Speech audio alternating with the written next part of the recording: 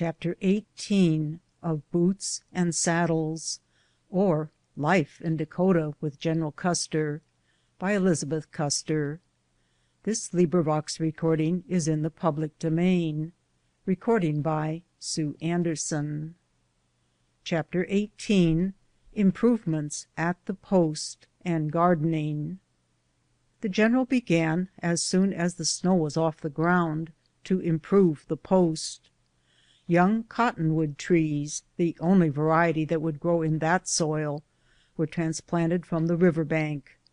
They are so full of sap that I have seen the leaves come out on the logs that had been cut some time and were in use as the framework of our camp huts.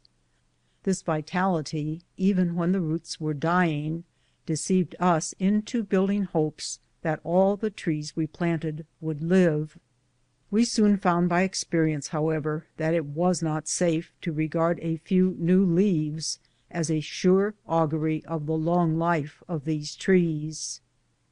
It would have been difficult to estimate how many barrels of water were poured around their roots during the summer.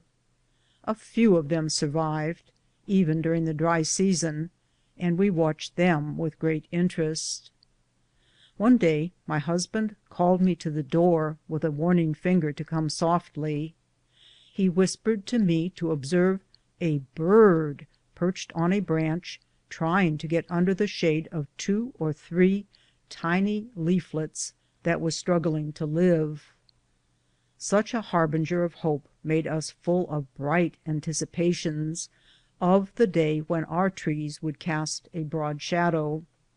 No one who has not experienced it can dream what it is to live so many years in a glare as we did.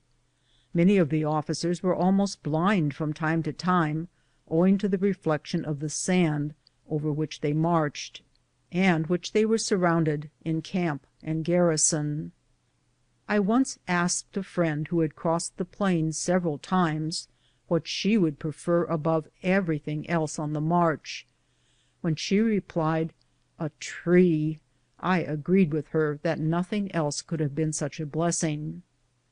My husband felt that any amount of care spent on the poor little saplings would be labor well bestowed. If we were ordered away, he knew that others coming after us, stationed in that dreary waste, would derive the benefit. Several years afterward I was assured that someone was reaping his sowing, for a large leaf was enclosed to me in an envelope, and a word added to explain that it was from the tree in front of our quarters.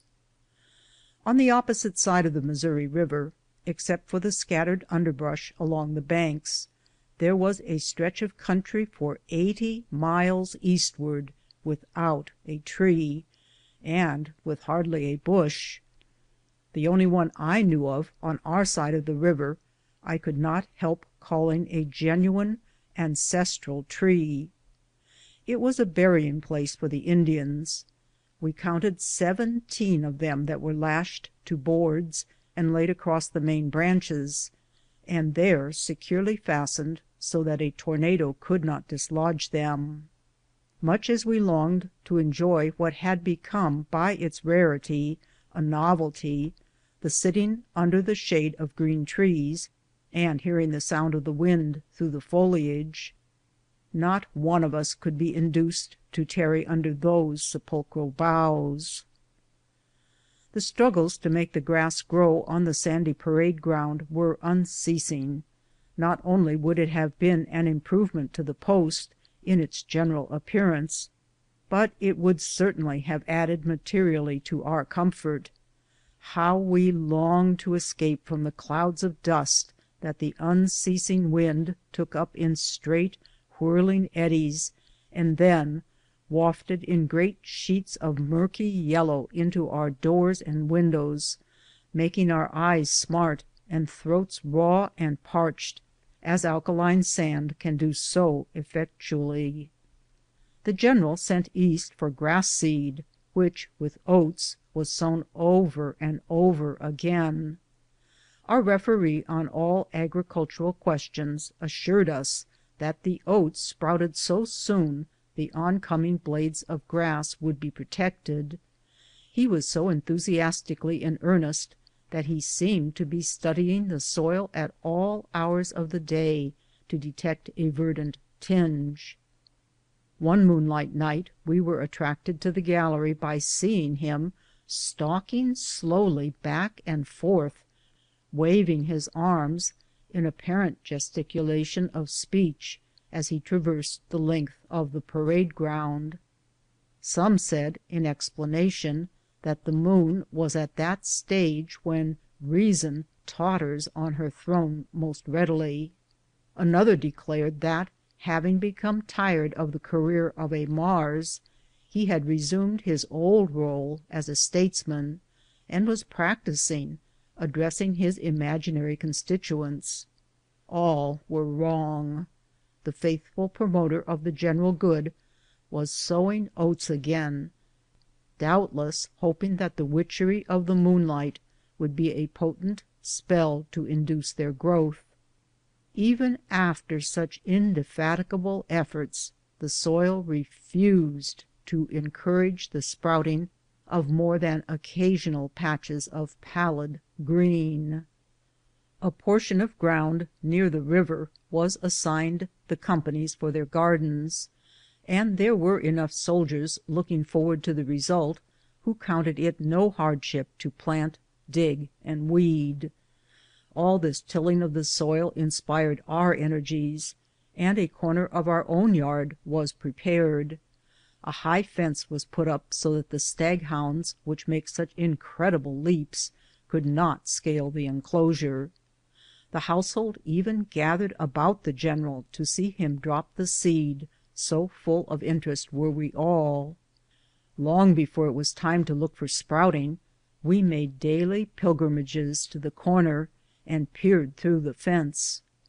The general, Colonel Tom, and I watered, weeded, and watched the little bit of earth. The cook and housemaid took our places and resumed our work when we ceased. Never was a patch of terra firma so guarded and cared for. At last Mary became impatient and even turned the tiny sprouts upside down, putting the plants back after examining the roots.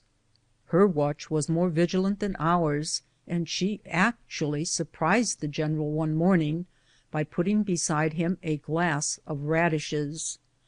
It was really a sensation in our lives to have raised them ourselves, and we could not help recalling the pitiful statement of a dear friend who also belonged to a mounted regiment, that she had planted gardens for 12 successive springs, but had never been stationed long enough in one place to reap the benefit of a single attempt. Of course, being naturally so sanguine as a family, we began in imagination almost to taste the oncoming beets, turnips, etc. We reckoned too hastily, however, for a perfect army of grasshoppers appeared one day. They came in swarms, and when we looked up at the sun, we seemed to be gazing through clouded air.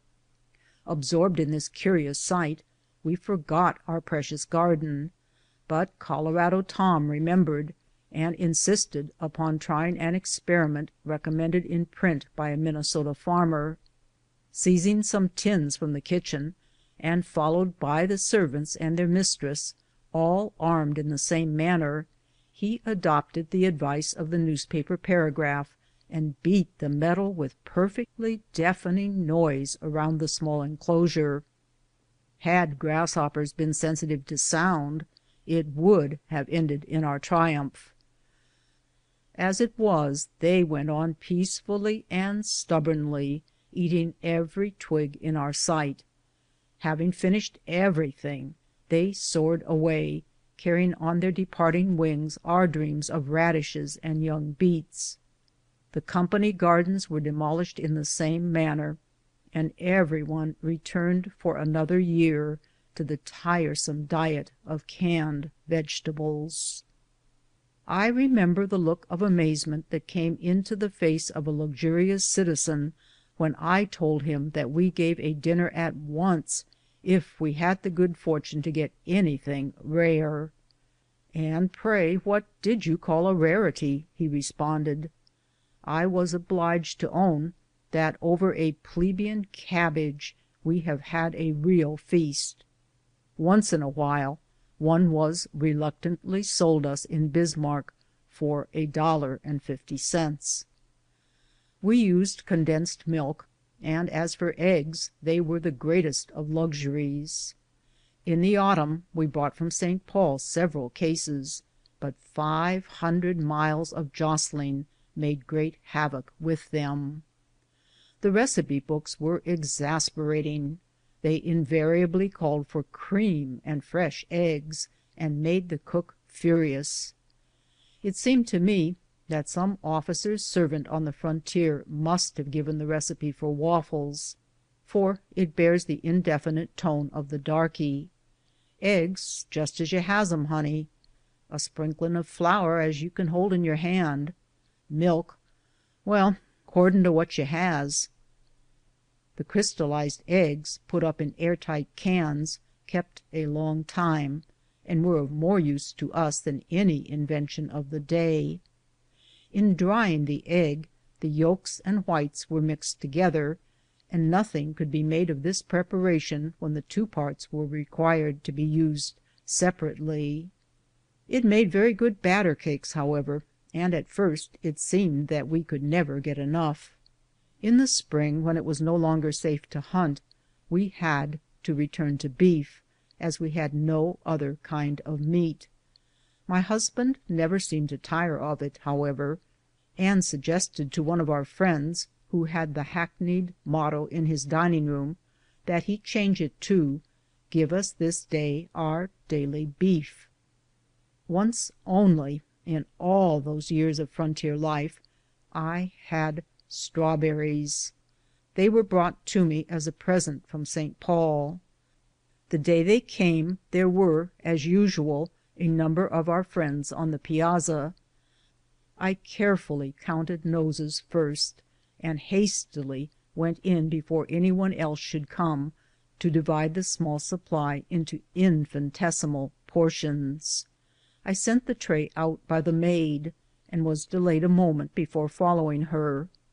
My husband stepped inside, his face as pleased as a child over the surprise, but at the same time his eyes hastily scanning the buttery shelves for more berries, when I found that in that brief delay another officer had come upon the porch, and that the general had given him his dish. I was greatly disappointed. In vain my husband assured me, in response to my unanswerable appeal, asking him why he had not kept them himself, that it was hardly his idea of hospitality. I was only conscious of the fact that, having been denied them all these years, he had, after all, lost his only strawberry feast. This doubtless seems like a very trifling circumstance to chronicle, and much less to have grieved over, but there are those who, having ventured 8 miles for a lemon, have gained some faint idea what temporary deprivations are. When such a life goes on year after year, and one forgets even the taste of fruit and fresh vegetables, it becomes an event when they do appear. End of chapter 18.